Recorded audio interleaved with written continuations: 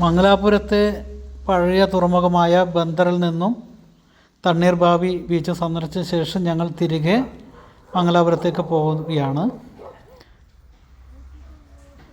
ബീച്ചിലെ കാഴ്ചകൾ കണ്ടതിന് ശേഷം വീണ്ടും അവിടെ തന്നെയുള്ള ഒരു ബോട്ട് ജെട്ടിയിലേക്കാണ്. ഫെറി സർവീസാണ് ഇവിടെയുള്ളത്. ഇത് ഗുരുപുര നദിക്ക് കുറുകെയുള്ള ഒരു ബോട്ട് സർവീസാണ്. നമ്മൾ നിൽക്കുന്ന ബങ്കര ദ്വീപ് അല്ലെങ്കിൽ ഉപദ്വീപ്, ഇവിടെയാണ് തണ്ണീർഭാവി ബീച്ച്. ഇവിടെ ഒരു ഭാഗം കടലും 3 ഭാഗവും 2 ഭാഗം പുഴയാൽ ചുറ്റപ്പെട്ട ഒരു ഉപദ്വീപാണ്. ഇവിടെ നിന്ന് മംഗലാപുരത്തേക്ക് ബോട്ടിൽ കയറി ഫെറി കടന്ന് വേണം നമ്മൾ എത്താൻ. ഇപ്പോൾ ബോട്ടിലേക്കുള്ള യാത്രയിലാണ്. ബോട്ടിൽ കയറി അവിടെയും 10 രൂപയോ 20 രൂപയാണ് ടിക്കറ്റ് നിരക്ക്.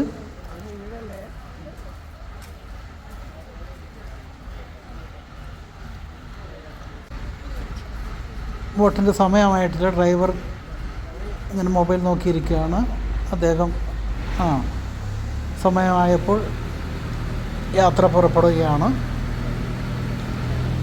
യാത്രക്കാരൊക്കെ കുറച്ച് ആൾക്കാരേ ഉള്ളൂ. കാരണം കനത്ത മഴയായതുകൊണ്ടും റെഡ് അലർട്ട് ആയതുകൊണ്ടും ബീച്ചിലൊന്നും സന്ദർശകർ കുറവാണ്.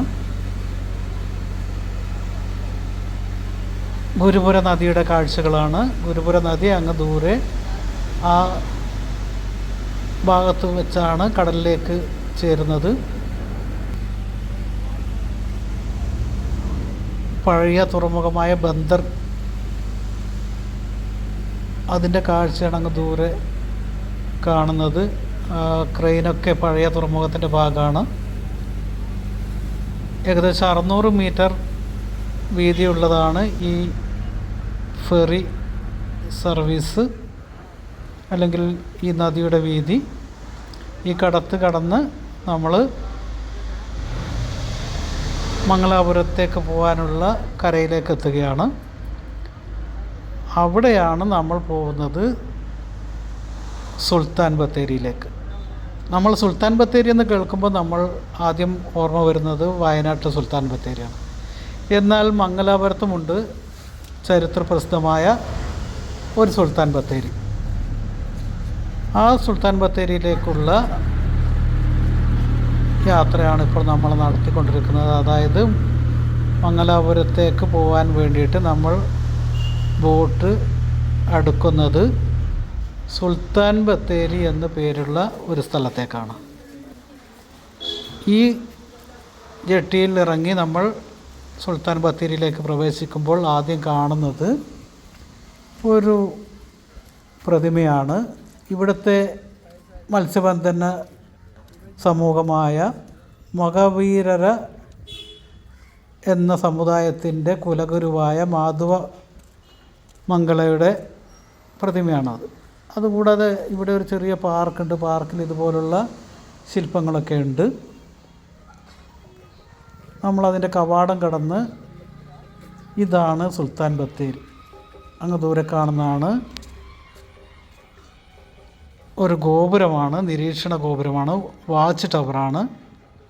ടിപ്പു സുൽത്താൻ്റെ കാലത്ത് അദ്ദേഹത്തിൻ്റെ സൈന്യത്തെ തമ്പടിച്ച ഈ പ്രദേശത്ത് നിർമ്മിച്ചതാണ്. കരിങ്കല്ല് കൊണ്ട് നിർമ്മിച്ച ഒരു നിർമ്മിതിയാണ്. ഒരു ചെറിയ ഒരു കോട്ടയുടെ ഒരു പതിപ്പാണിത്. അത് നാശത്തിൻ്റെ വക്കിലായിരുന്നു. ഇപ്പോൾ അത് കോൺക്രീറ്റൊക്കെ ചെയ്ത് സിമൻ്റൊക്കെ തേച്ച് പിടിപ്പിച്ച് നിൽക്കുന്നതാണ്. അതിൽ നമുക്ക് കാണാം, ചെറിയ ചെറിയ ദ്വാരങ്ങൾ കാണാം. അങ്ങ് ദൂരെ പുഴയിലേക്ക്, ഗുരുപുര പുഴയിലേക്ക് ഉള്ളതാണ്.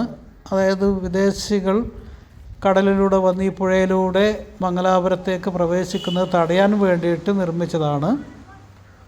വളരെ ചരിത്ര പ്രാധാന്യമുള്ളൊരു പ്രദേശമാണിത്.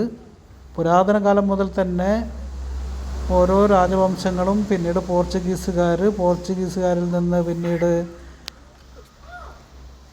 അവിടുത്തെ രാജവംശങ്ങൾ, വിജയനഗര സാമ്രാജ്യം ഒക്കെ ഇതിൻ്റെ ആധിപത്യം കൈവശപ്പെടുത്തിയിരുന്നു. പക്ഷേ പിന്നീട് ടിപ്പു സുൽത്താനാണ് ഈ ഗോപുരം നിർമ്മിച്ചത്.